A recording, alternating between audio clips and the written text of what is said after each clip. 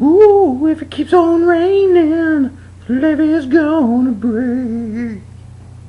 Hey, it's about time, huh? Yeah, good timing. Damn thing had 5 minutes and I waited and this damn thing started up. Anyway, this is the Afterfight Afterthought for the Tomasz Adamek and Michael Grant fight.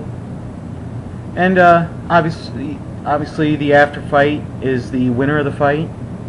The Afterthought is the loser of the fight. And what I do is I go before the fight, during the fight, after the fight. Break it down three ways for each segment. The first one is going to be the Afterfight, which is going with Tomasz Adamek. I don't know, you guys are crucifying me for a mispronunciation of a name, and I have no problem saying his name. He's an okay guy. Anyway, with him going into the fight, people are saying, where's the big fight? When are you going to step up and fight one of the top guys? And he responds by fighting Michael Grant, who's never beaten a B+ or better fighter.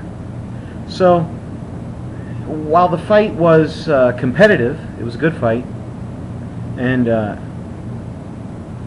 Adamek coming into this, you're saying to yourself, why aren't you fighting the top fighters? Well, I mean, let's be honest, Hayes is not fighting anybody with a heartbeat, and the Klitschko's are making their like mandatory defenses kind of deal.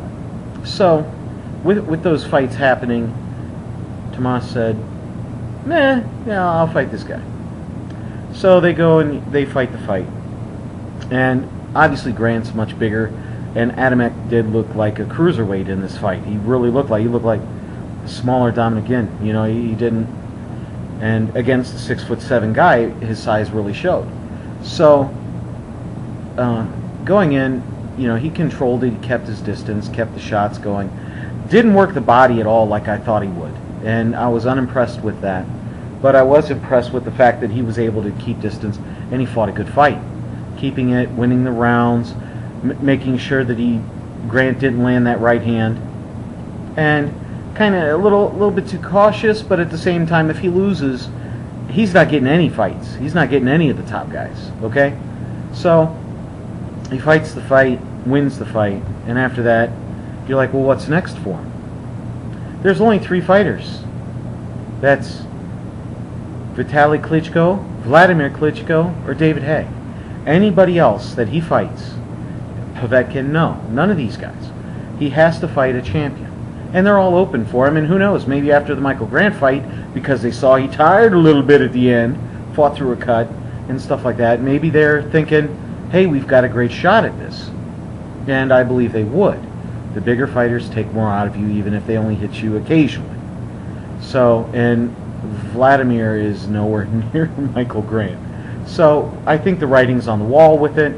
They're probably more apt to go ahead and fight him now because of the showing with Michael Grant. Now over to the Afterthought with Michael Grant. Michael Grant coming into this fight, major questions. Every B+ fighter he's ever fought, he's lost to. And he hasn't just lost to him, he's been knocked out by. He got crushed by Lennox Lewis. He got crushed by Jamil McCline. He got knocked out by Dominic Yin. And knocked down a lot by Dominic Yin. So when you're looking at that, you realize this is almost like a make or break for him. Because after the Ginn fight, he kind of took some time off, and then he came back. He had 8 fights, albeit it was against very questionable competition. It's, again, every top fighter he's ever fought, he's lost to, and lost badly to. So, and Galata was a head case when he fought him. Galata's always been a head case.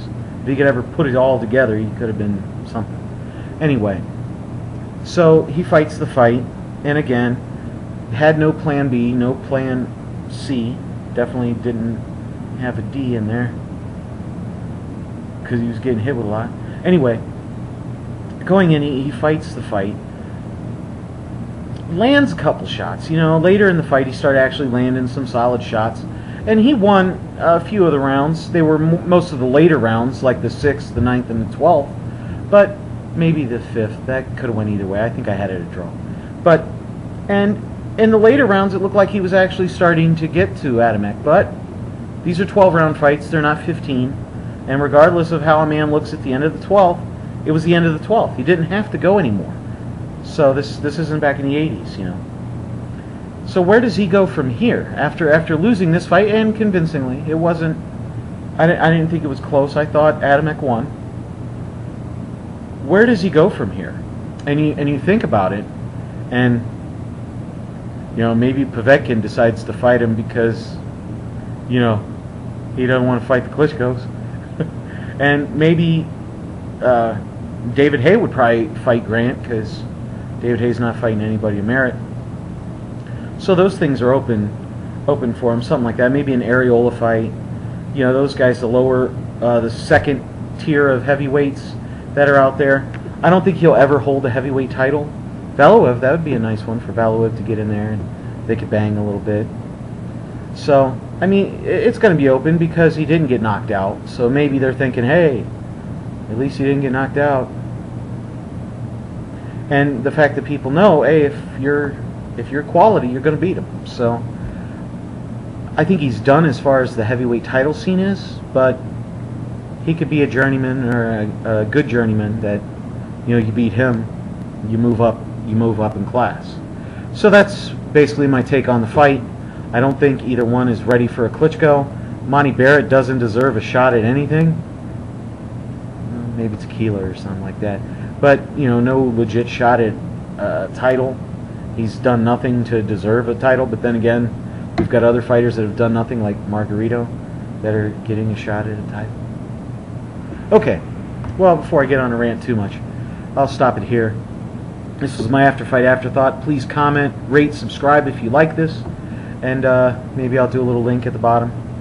And try and get some more of these out. I've been really busy as of late with my fantasy football coming up, and I've been out of town in Virginia and Atlanta, Georgia, all over the place. So let's see if I can't start pumping out 2-3 of these vids a week, okay?